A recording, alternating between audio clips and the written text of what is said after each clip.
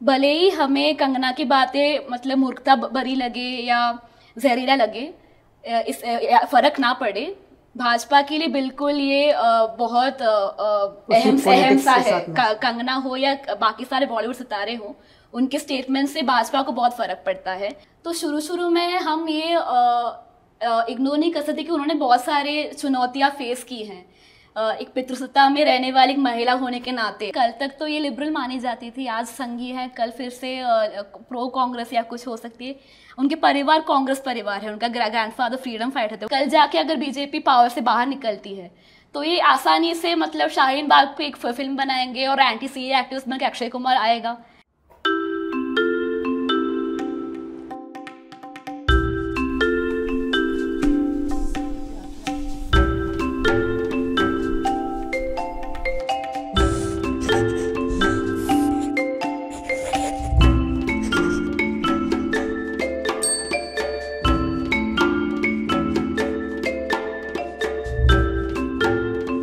Hello and welcome. कारवा बातचीत में आपका स्वागत है। आज हम बात कर रहे हैं भारतीय फिल्म अभिनेत्री कंगना रनौत के बारे में। हमारे साथ हैं कारवा की स्टाफ राइटर आतिरा कोनेकारा। आतिरा ने जून अंक के लिए कंगना रनौत की प्रोफाइल की है। आइए जानते हैं कंगना के बारे में आतिरा से। वेलकम आतिरा। शुक्रिया। आतिरा, आपने कैरावैन मैगजीन के जून अंक के लिए कंगना रनौत की स्टोरी की है। कंगना को हम सब देखते हैं, उनके विचारों को पढ़ते भी हैं इंस्टा में, पहले ट्वीट में भी।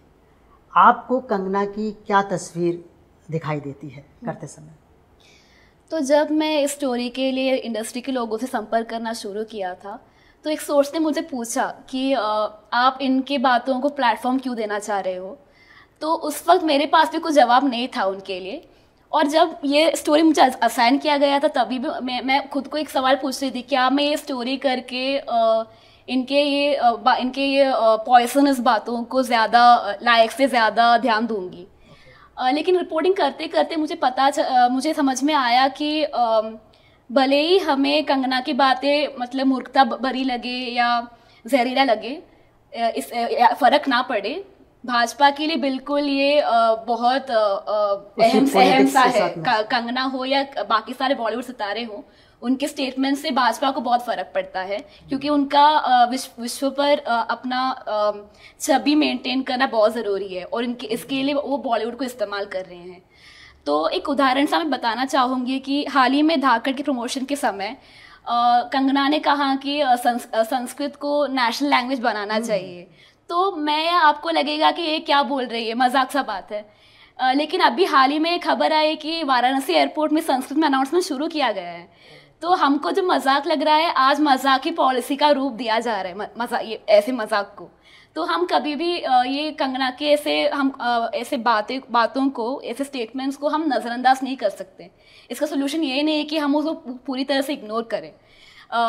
मतलब एक बड़ी पॉलिटिक्स के साथ कंगना का इस माहौल में ऐसे एक्सट्रीम स्टेटमेंट्स का बहुत इंपॉर्टेंस है। हम ऐसे उसको इग्नोर नहीं कर सकते, क्योंकि ऐसा समय आ चुका है कि जो भी इस सर का खिलाफ बोले वो आतंकवादी हो गया, खालिस्तानी हो गया। तो ऐसे समय में कंगना के स्टेटमेंट्स बहुत इंपॉर्टेंट है। तो इसलिए ये स्टोरी करना बहुत ज़रूरी था कि कि कैसे उनका कॉन्ट्रीब्यूशन रहा है भाजपा के अपने पीआर को आगे बढ़ाने के लिए। आतिरा, जब कंगना फिल्म इंडस्ट्री में आई तो उनका एक बहुत ही प्रोग्रेसिव फेज दिखाई दे रहा था। फेमिनिज्म को लेकर सारी बातें वो करती थी जो पहले कभी कोई अभिनेता नहीं किया या अभिनेत्री ने हिम्मत नहीं की है। लेकिन हाल में ये एकदम 180 डिग्री का टर्न है। इसकी क्या वजह है और इसका हिस्ट्री में अगर जाकर देखते हैं तो कंगना की शिफ्ट के कारण को कैसे समझते हैं? तो इस स्टोरी के लिए मैंने कंगना के काफ़ी सारे इंटरव्यूज़ पढ़े। तो शुरू में हम ये इग्नोर नहीं कर सकते कि उन्होंने बहुत सारे चुनौतियां फेस की हैं। एक पितृसत्ता में रहने वाली महिला होने के नाते अपने परिवार से ही उन्होंने बहुत सारे ऑपोजिशन फेस किया था। वो इस बात सहमत नहीं थे कि ये एक्टर बनना चाहती है, मॉडल बनना चाहती हैं। तो वो अपनी मर्जी से मुंबई में चली आई थी। तो उस वक्त वो बहुत सारे इंटरव्यूज़ में उनके स्ट्रगल के बारे में कह रही थी। तो वो भले ही वो अपर कास्ट हो, बॉलीवुड जैसे जगह में जहाँ पे आपका कॉन्टैक्ट्स रहना बहुत ज़रूरी है, उन कंगना के लिए भी अंदर आना बहुत मुश्किल सा रहा था। लेकिन उनका डेब्यू महेश भट्ट जैसे बड़े प्रोड्यूसर के साथ हुआ, और उसके बाद वो अनुराग बासु के साथ काम कर चुकी, वो आनंद एल राय के साथ काम कर चुकी, विकास बाल के साथ क्वीन उनके लिए बहुत बड़ा ब्रेक था। और ये सब सक्सेस मिलने के बावजूद भी वो बार बार कहती रही कि अभी आजकल वो कह रही है कि बॉलीवुड में उन्हें कभी उनका हिस्सा नहीं दिया, अपनी जगह नहीं दी। वो इस बात से गुस्सा है कि करण जौहर के क्लब में उनको कोई जगह नहीं मिली। तो ये कंगना की जो कहानी है, मैं ये इस अपने राजनीतिक माहौल से कंपेयर करना चाह रही हूँ कि यहाँ पे अभी ऐसा हो रहा है जैसे हमारे समाज में सबसे ऊंचे दर्जे में रहने वाले लोग अपने आप को विक्टिम समझते हैं, हिंदू खतरे में है नारा दोहराते रहते हैं। कंगना की कहानी भी कुछ ऐसे ही है। इतना सक्सेसफुल होने के बावजूद भी आज भी वो अपने को खुद को एक विक्टिम के तौर पर पेश करना चाह रही हैं कि वो एक आउटसाइडर थी। और स्टोरी करते हुए आपको लगा कि वो शुरू में सच में विक्टिम थी, आउटसाइडर होने के नाते? उनको मैं कभी भी उनके स्ट्रगल्स को ट्रिवियलाइज नहीं करना चाहूँगी। ये भी सच है कि वो एक अब्यूसिव रिलेशनशिप से भी बाहर आई थी बहुत शुरू में, और वो 18 या 19 ईयर्स की थी जब वो इंडस्ट्री में आई थी। तो ज़रूर उन्हें चैलेंजेस फेस किए थे, लेकिन वो चैलेंजेस वो फेस करके वो आगे भी आई, सक्सेसफुल भी बनी। तो इसके बाद भी वो अपने खुद को बार बार एक विक्टिम की तरह पेश कर रही हैं। तो यही बात है। तो इनका कुछ पॉलिटिकल एजेंडा भी समझ आता है कि आगे चल के बीजेपी में जाने का, या बीजेपी में? जी, तो काफी वक्त तक वो एक लिबरल सी इमेज मेंटेन कर पाई, क्योंकि बॉलीवुड में ऐसा माहौल जहाँ अभिनेत्री कभी अपनी पर्सनल बातें, पॉलिटिकल स्टेटमेंट को छोड़ो, कोई भी एक सेक्सिज्म के बारे में भी ज्यादा बात नहीं करती है। वो मतलब खान के साथ काम करना चाह रही हैं या बड़े बड़े प्रोड्यूसर्स के साथ काम करना चाह रही हैं, तो कभी अपने कोई कंट्रोवर्शियल स्टेटमेंट नहीं करना चाहते। तो इस वक्त में कंगना इंडस्ट्री में आई, वो नेपोटिज्म के बारे में बात करने लगे, सेक्सिस्ट इंडस्ट्री प्रैक्टिस के बारे में बात करने लगे, किस तरह से एक्टर और एक्ट्रेस के बीच में मतलब जो पेमेंट मिलता है उसमें जो गैप है उसके बारे में। बरखा दत्त ने उन्होंने बार बार इंटरव्यू किया, उस यही वक्त था जब कंगना अपनी फेमिनिस्ट इमेज को बढ़ा पाई। तो ये बहुत शॉकिंग, मेरे लिए भी बहुत शॉकिंग था जब वो बीजेपी को सपोर्ट करने लगी, क्योंकि मुझे याद है मैं कॉलेज में थी जब वो क्वीन रिलीज हुई और मैं थिएटर में वो फिल्म जाके देखी, तो बहुत पसंद आई थी। और उनके स्टेटमेंट से मुझे बहुत मैं सहमत थी कि वो किस तरह से करण जौहर को अपने शो में कॉफी विद कर में जाके क्वेश्चन किया कि आपके फिल्मों में सिर्फ इंडस्ट्री किड्स को अपॉर्चुनिटी मिलती है। तो बिल्कुल ये शॉकिंग था कि वो भाजपा को सपोर्ट करने लगी। जो एक्चुअल में भाजपा जो जिस तरह की पॉलिटिक्स करती है वो बिल्कुल उल्टी दिशा में बहती है। जिस तरह का एक फेमिनिज्म है, भाजपा एकदम फेमिनिज्म के खिलाफ बातें करती है, पितृसत्ता के सपोर्ट में बात करती है, कास्ट के सपोर्ट में बीजेपी का स्टैंड है या आरएसएस का स्टैंड है। और कंगना उसमें जहां वो पहले जिस पोजीशन में थी उससे एकदम एग्जैक्ट उल्टी पोजीशन में आ गई है बीजेपी से जुड़ने के साथ ही। आपने क्या पॉइंट देखा, जैसे आपके उसमें पीस में भी हम देखते हैं कि ऋतिक रोशन वाला जो एक स्कैंडल है उसके बाद कंगना का ये टर्न दिखाई देता है। आपने महसूस किया उसे? जी, कुछ सोर्सेस ने मुझे कहा कि जब ऋतिक रोशन ने कंगना के खिलाफ ये स्टॉकिंग का कंप्लेंट दर्ज किया था तो पुलिस उनके लैपटॉप और मोबाइल फ़ोन एग्जामिन करना चाहते थे। तो उस वक्त कंगना को शायद पता था कि अगर वो लैपटॉप पकड़ा गया और उसके कंटेंट्स पुलिस ने देखी तो वो फंस जाएगी इस केस में। तो देने से इनकार कर दिया था? हाँ, देने से इनकार किया था। और वो ये मैं of course reporting through prove नहीं कर पाई क्योंकि सिर्फ ऋतिक और कंगना जानते हैं कि सच्चाई क्या है। लेकिन यही वक्त था जब कंगना बीजेपी के सपोर्ट में बोलने लगी, क्योंकि अगर वो कंटेंट्स पकड़े जाते तो शायद वो स्टॉकिंग केस में मतलब अक्यूज्ड हो जाती।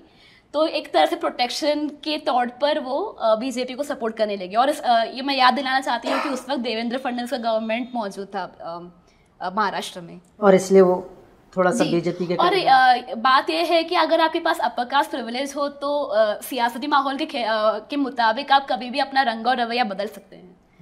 और सिर्फ ये बात तो ये नहीं है कि सिर्फ कंगना बीजेपी को सपोर्ट करी, बॉलीवुड में काफ़ी लोग हैं जो बीजेपी की तरफ मुड़ रही हैं। और क्योंकि वो आज की तारीख में हिंदुत्व के बारे में फिल्में बनाना प्रॉफिटेबल है, कल जाके अगर बीजेपी पावर से बाहर निकलती है तो ये आसानी से मतलब शाहीन बाग पे एक फिल्म बनाएंगे और एंटी सीए एक्टिविस्ट बन के अक्षय कुमार आएगा, तो ये भी हो सकता है। मतलब हम इनके जैसा मैंने एक सोर्स ने स्टोरी में कहा था कि इनके कोई पॉलिटिकल कन्विक्शन नहीं है इनके डिसीजंस के पीछे, पैसा है और कास्ट प्रिविलेज है।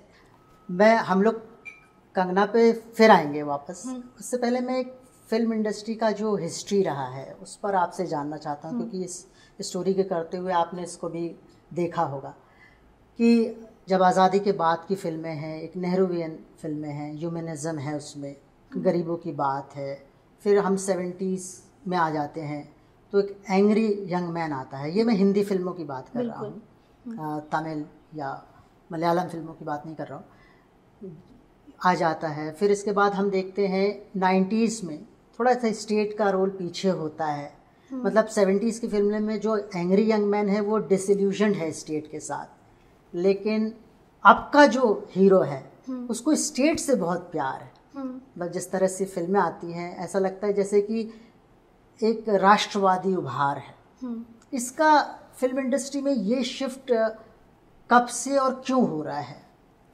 ये आजकल ये हिंदुत्ववादी फिल्में बहुत एक्सप्लिसिट सा दिख रहा है कि हीरो मतलब सर्वगुण संपन्न हिंदू है और विलन जो है मुसलमान है, तो वो बुराई का मतलब प्रतीक बन गया है।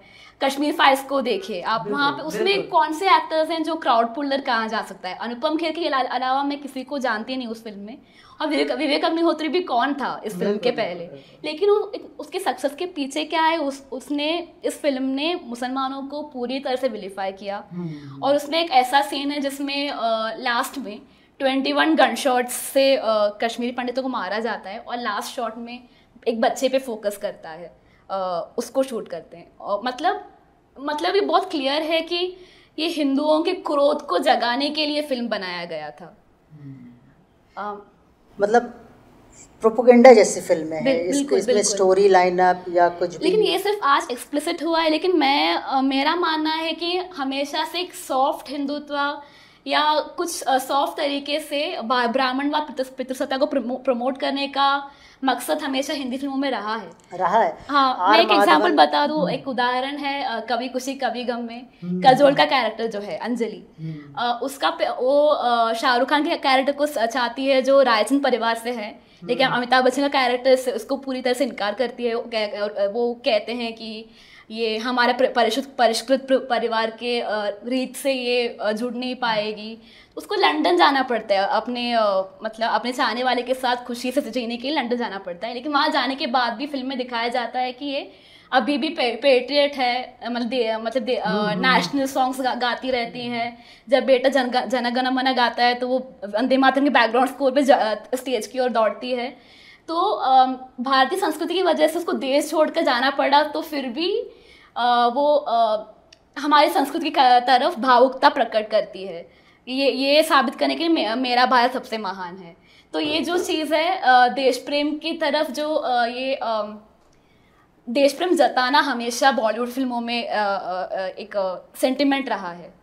मतलब बॉलीवुड का एक तरह से अगर कहें सम अप करें आपकी बात को, तो बॉलीवुड हमेशा से स्टेट के साथ जो सरकार होती है उसके साथ तालमेल बैठा के पॉलिटिक्स के बाद स्टेट्स के साथ मतलब इलेक्टोरल पॉलिटिक्स की बात नहीं कर रही हूँ। ये कह रही हूँ कि क्योंकि बॉलीवुड में हमेशा अपर कास्ट लोग डोमिनेट कर चुके हैं, तो हमेशा अपर कास्ट ट्रेडिशंस को बढ़ाया जा रहा है। क्योंकि किसी को इस बात पे रिसर्च करना चाहिए कि ये करवा चौथ का रस्म जो है क्या आदित्य चोपड़ा और करण जौहर के पहले कभी इतना मतलब इतनी बड़ी तरीके से सेलिब्रेट किया जाता था इंडिया में? ये एक सवाल उठाना चाहिए कि पूरे दिन आप भूखे रहते हैं आपके पति की लंबी उम्र के लिए, एकदम पेट्रियार्की को जगाने वाली एक रस्म है। इसको आज हम एक त्योहार की तरह मनाते हैं और इसमें भी करण जौहर, आदित्य चोपड़ा की फिल्म्स बहुत बड़ा कंट्रीब्यूशन दे चुके हैं। वापस आते हैं, समय कम है आतिरा, मैं वापस कंगना पे ही आता हूँ कि कंगना की प्रोफाइल से मुझे एक कंगना का एक अपॉर्चुनिस्ट चेहरा सामने आता है, जो जिस हिसाब से स्टेट है, स्टेट की प्रोटेक्शन के लिए वो उस तरह की बातें कर रही हैं। तो आपको क्या उम्मीद लगती है कि जब स्टेट बदलेगा कभी आने वाले समय में और एक ज़्यादा प्रोग्रेसिव सरकार आएगी या प्रोग्रेसिव विचारधारा हमारी पॉलिटिक्स में हावी होगी, तो कंगना भी अपना स्टैंड वैसा ही कर लेंगी जैसा स्टेट होगा? बिल्कुल हो सकता है, क्योंकि कल तक तो ये लिबरल मानी जाती थी, आज संघी है, कल फिर से प्रो कांग्रेस या कुछ हो सकती है। उनके परिवार कांग्रेस परिवार है, उनका ग्रैंडफादर फ्रीडम फाइटर थे, वो खुद अपने इंटरव्यूज में कह चुकी है ऐसा। तो आज मतलब आज उनका प्रॉफिट इसमें है कि वो बीजेपी के साथ खड़ी हो जाए। और इतनी सीधी सी बात नहीं है कि आप बीजेपी को सपोर्ट करेंगे तो आपकी फिल्में हिट हो जाएंगी, ऐसी तो बिल्कुल बात नहीं। आपका अभी अक्षय कुमार की फिल्म देखिए पृथ्वीराज, बहुत बुरी तरीके से फेल हो गया। लेकिन सोशल मीडिया के टाइम में सबसे ये एक्टर सेलिब्रिटीज़ के लिए सबसे महत्वपूर्ण बात यह है कि आप पब्लिक मेमोरी में कायम रहना चाहिए। तो इसलिए आपको इसके लिए सबसे आसान तरीका यह है कि आप भाजपा को सपोर्ट करें, आप हिंदुत्व को सपोर्ट करें, मुसलमान को गाली दें। ये सब तरीका है आजकल पब्लिक मेमोरी में कायम रहने का और सपोर्ट लेने का। मैं अपने दोस्तों से जब बात करता हूँ तो कई बार कहता हूँ कि अपॉर्चुनिस्ट हिंदुत्व हार्डकोर हिंदुत्व से अच्छा है, क्योंकि अपॉर्चुनिस्ट आदमी बदल जाता है। और मुझे उम्मीद है कि कंगना भी आने वाले वक्त में जब अच्छी फिजा होगी देश की, वो भी बदल जाएंगे। आज के लिए इतना ही। आतिरा, हमसे बात करने के लिए बहुत बहुत शुक्रिया। Thank you so much. और आप दर्शक दोस्तों का भी शुक्रिया बातचीत देखने के लिए। अगर बातचीत पसंद आई है तो लाइक कीजिए, शेयर कीजिए, कमेंट कीजिए। हमारी वेबसाइट caravanmagazine.in पर जाकर मैगज़ीन सब्सक्राइब कीजिए और हमें कंट्रीब्यूट कीजिए, क्योंकि सच्चे मीडिया को चाहिए सच्चे दोस्त।